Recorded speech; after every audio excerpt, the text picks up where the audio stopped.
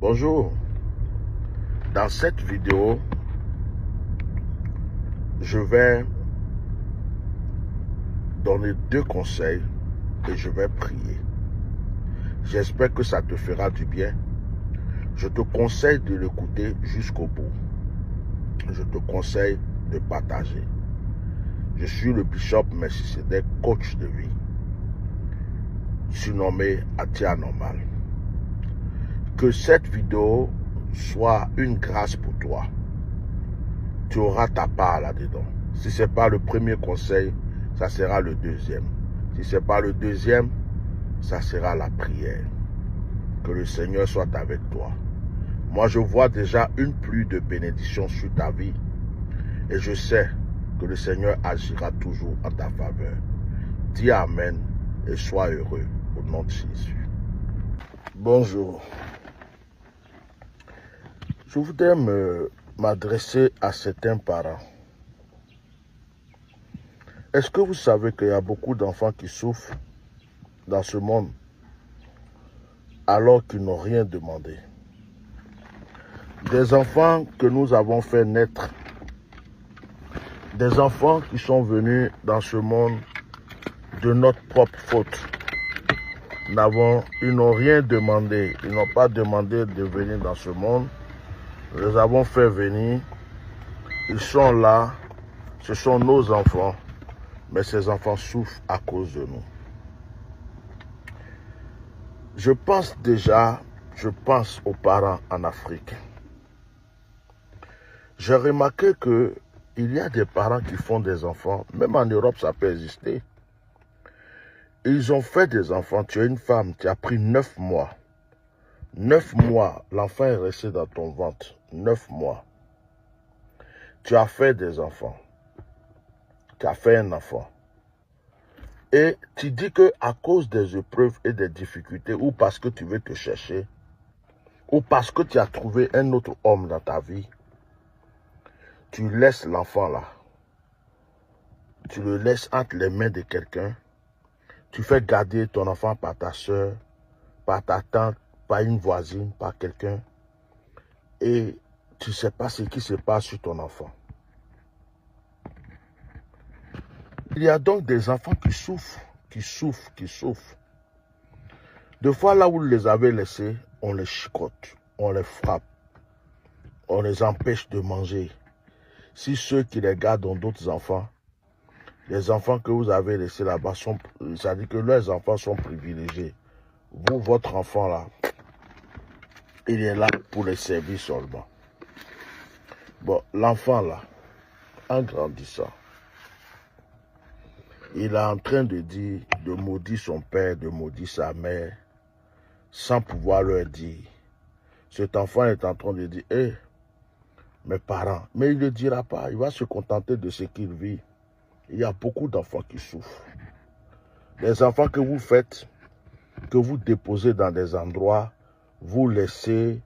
Mais quand moi je lis la Bible, quand je lis la Bible, nous voyons l'histoire d'Agar, la servante de Sarah.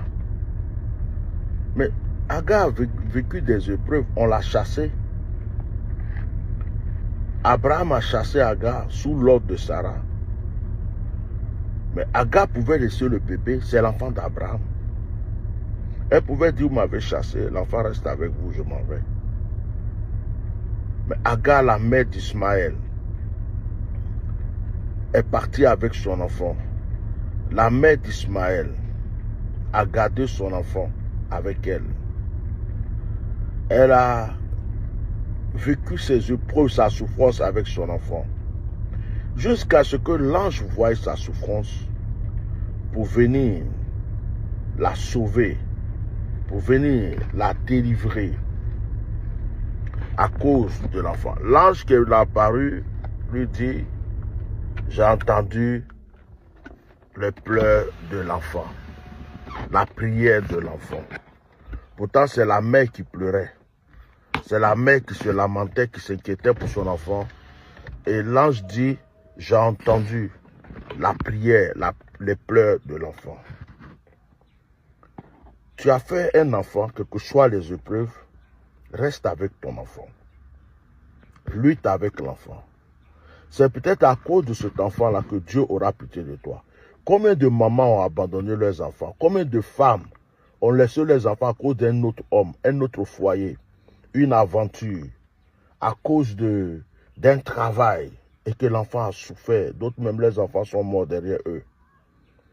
Vraiment, depuis quelques jours, je pense à ça. Il y a des familles où vous allez laisser votre enfant, l'enfant va souffrir, ils ne vont jamais le considérer comme leur enfant. Ils vont le frapper, ils vont le maltraiter. Ce n'est pas comme si l'enfant était orphelin de père et de mère. Vous vivez. Prenez votre enfant, prenez soin de votre enfant. Avec le maigre moyen que vous avez, Dieu va prendre soin de vous. Si un homme t'aime, qu'il prenne avec ton enfant. Sinon, reste comme ça, occupe-toi de ton enfant. Que Dieu vous bénisse. Je bénis la vie de ceux qui ont toujours leur père, leur mère, ceux dont les parents se sont vraiment occupés.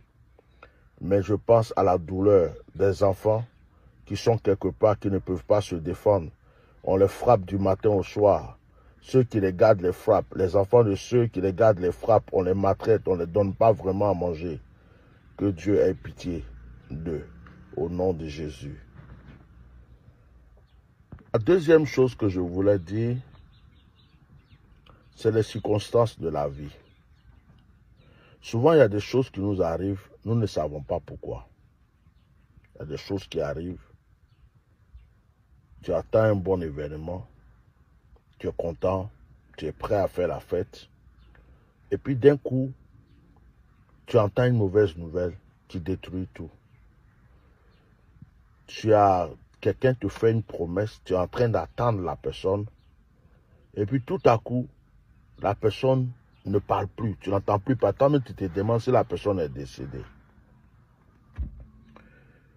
Tu es en voiture, tu vas aller quelque part. Par malheur, tu as un accident. Dieu merci, tu n'es pas mort. Mais la voiture est détruite. La voiture ne peut plus avancer. Ça veut dire que tu rates ton rendez-vous. Bon, ça, ce sont des circonstances. Ça peut arriver. Et puis, quand c'est comme ça, on a tendance à se fâcher, à réfléchir. De fois même, c'est quelqu'un qui devrait t'apporter quelque chose. Et cette chose devrait régler une situation. Mais tu attends. La personne ne tient pas sa parole. La personne ne te fait pas signe. Tu ne sais pas qu'est-ce qui se passe. Tu peux même laisser des messages. La personne ne répond pas. Tu peux appeler. La personne ne répond pas. Tu te dis, mais qu'est-ce qui s'est passé? Pourtant, j'ai parlé à la personne hier. J'ai parlé à la personne ce matin. Il y a des circonstances. Tu aimes une femme. Vous êtes entendu.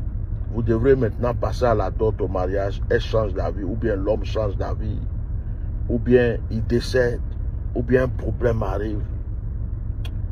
Souvent, nous nous disons, oh, c'est un malheur. Mais je vais dire à quelqu'un aujourd'hui, ce n'est pas toujours des malheurs. Il y a des choses qui arrivent pour t'empêcher d'être dans un danger. Il y a des situations qui arrivent parce que Dieu a vu devant. Ce qui arrive là, ce n'est pas bon. Peut-être que tu attendais l'argent pour acheter quelque chose, mais cette chose a été empoisonnée. Et il y avait un gros problème derrière. Et cet argent, si tu l'as, tu ne vas pas réfléchir. Même si Dieu te parle, tu vas l'acheter. Tu vas le payer. Et le Seigneur, parce qu'il t'aime, il va empêcher que cet argent arrive. Parfois, quelqu'un même va te tendre la main, mais c'est la personne qui va te causer un gros problème demain. Dieu peut empêcher que la personne là fasse quoi que ce soit pour toi. Il va trouver d'autres personnes pour le faire. Ça fait mal. Des fois, tu as rendu service à quelqu'un qui veut aussi te rendre service en retour et puis il change d'avis. Laisse. C'est peut-être parce qu'il y a un danger, il y a quelque chose qui est là qui n'est pas bon. La voiture a eu une panne, elle a été accidentée. Peut-être parce qu'il y avait la mort même qui t'attendait devant. La fiancée a changé d'avis, le fiancé a changé d'avis. Ou la situation a changé. Tu ne sais pas pourquoi. Souvent, nous devons rester calmes et remercier le Seigneur. Nous devons dire, Seigneur, Merci. Merci pour ce qui vient d'arriver. Parce que c'est toi qui sais pourquoi c'est arrivé. Quelqu'un peut être même là, en train de vouloir aller payer quelque chose ou donner de l'argent à quelqu'un, à une société pour démarrer une activité, mais il attend l'argent. Et puis l'argent ne vient plus. Peut-être qu'il y a un sorcier qui s'était arrêté là-bas. Ils ont fait des choses contre toi.